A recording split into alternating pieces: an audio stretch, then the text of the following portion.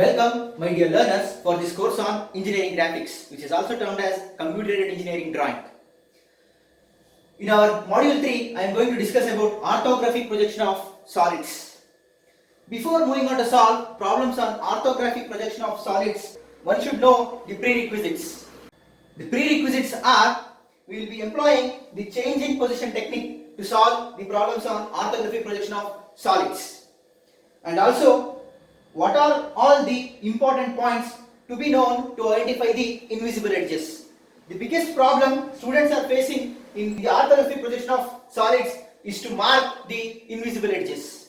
So in this lecture, I am going to give you an overview of this orthographic projection of solids, that is the syllabus what I am going to cover, and also what are the different techniques we are employing here in the changing position method to solve the problems in orthographic projection of solids, and also how to identify the invisible edges. Let us discuss the prerequisites to solve the problems on orthographic projection of solids. Coming to the syllabus, what I am going to cover in this lecture are, we are going to discuss about prisms with square base, pentagonal prism and hexagonal prism, and also we are going to discuss about pyramids, square based pyramid, pentagonal based pyramid and hexagonal based pyramid. And also I am going to explain about how to solve problems on cone, hexahedron, tetrahedron and also cube. We will be discussing on problems on cone, problems on hexahedron. Hexahedron is nothing but a solid containing 6 square faces. Hexahedron or cube. And tetrahedron. So this is the syllabus I am going to cover in our module 3, that is orthographic projection of solids. Coming for these varieties of problem, we will be solving the problems in which these prisms, pyramids, cone, hexagon and tetrahedron intend to both HP and VP. Now to solve the problems on these topics, one should know the nomenclature what we are going to use to solve these problems. Coming for the nomenclature, let us consider a square prism.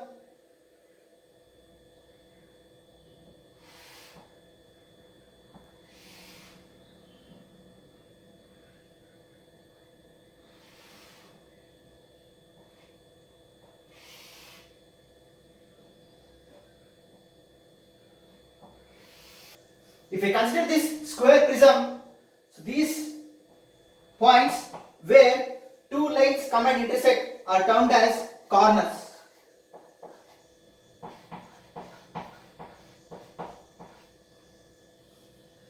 These sides are termed as edges.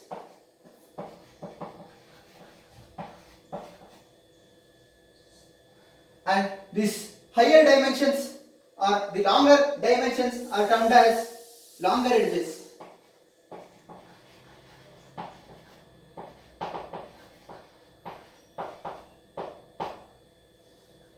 This bottom, where I can see the square, is termed as bottom face of this prism.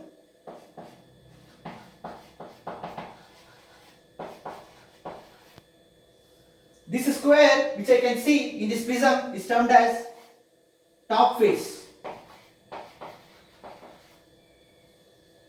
If I consider a prism with square base and square apex, I can see 4 corners in the base and also 4 corners in the apex. Similarly, if I solve problems on pentagon, I can see 5 corners in the base and 5 corners in the apex. Hexagonal prism, I can see 6 corners in the base and 6 corners in the apex. This is about the nomenclature one should know. Coming for step 3, we will be employing change in position technique to solve problems on orthographic projection of solids. In this change in position method, we will divide the given problem into 3 different positions. In our position 1, we will not incline the given solid to any of the planes. In our position 1, we will make the solid to stand on the plane in which it is resting. What I mean to say is that if this is the cylinder which is resting on HP, then in the first position I will make it to stand on HP, so that in my front view I can see the true height of this cylinder, and in the top view I can see the true diameter of this cylinder. If the solid is resting on vertical plane, then let us consider this as a cylinder, then I will keep the cylinder standing on vertical plane. If I keep like this in the first position, I can see the true height in the top view and also the true diameter in the front view. So this is the first position which is employed to solve the given problem on solids.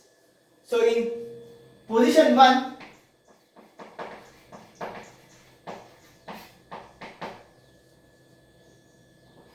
make the solid standing on the plane in which it is resting. In this position, you note down the front view and top view of the solid. Moving on to position 2. In position 2,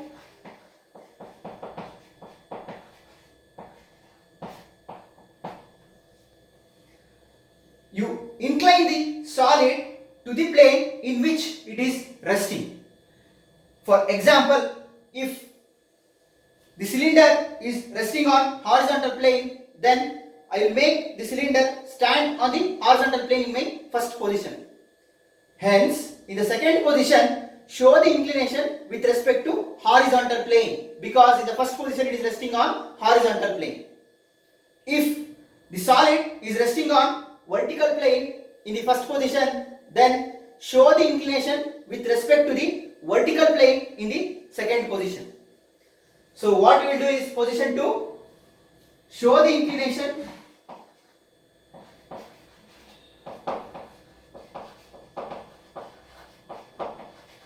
with respect to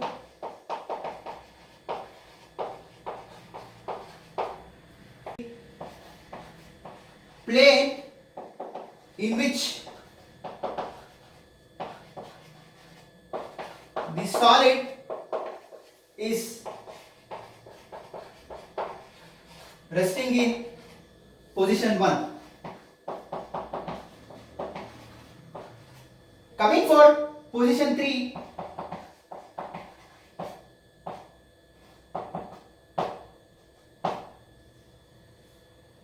I already shown the inclination with respect to one of the plane. Now I will left out with only inclination with respect to another plane. So in position 3, show the inclination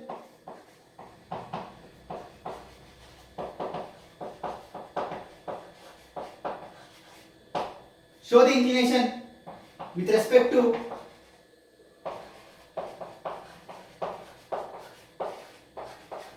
the remaining plane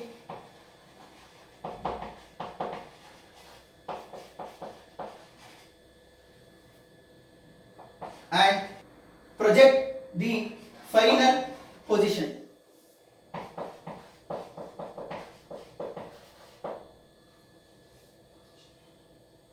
So this is the technique we are going to employ to solve problems on orthographic projection of solids. In position 1, we will make the solid standing on the plane in which it is resting. In position 2, we will show the inclination with respect to the plane in which the solid is resting in position 1. In position 3, we will show the inclination with respect to the remaining plane and project the final position or view of the given solid.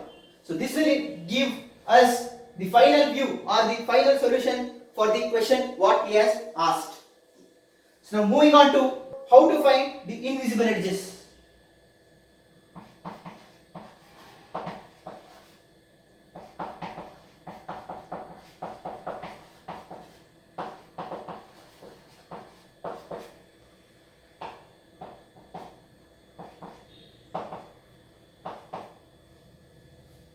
Now, to find the invisible edges, look at the solid in its front view, identify the farthest corner to the observer. Then, all the edges emerging from the farthest corner will be invisible. So, therefore, to find the invisible edges, identify the farthest corner to the observer. Identify the farthest corner of an object in its front view. If you identify the farthest corner, in the front view, all the edges emerging from the farthest corner to the observer will become invisible. The second important note to be marked to find the invisible edge is that common lines cannot cross over. In the sense, if there are two edges passing each other, then both the edges cannot be visible. So, second important note is that common lines cannot crossover. What I mean to explain in this second important note is that if I plot this prism inclined to both HP and VP, then if I mark, the edges cannot cross over like this. If it crossovers like this, then one among this must be visible and one among this must be invisible. So this visibility and invisibility of these type of edges can be determined by using visual inspection. By visual inspection itself, we can say whenever there are two edges crossing over each other, we can identify which edge is visible and which edge is invisible. So second important note is that common edges cannot cross over. So this completes our lecture number 1, in which I explained the prerequisites to solve problems on orthographic projection of solids. In our next lecture, I am taking up our problem number 1. Thank you.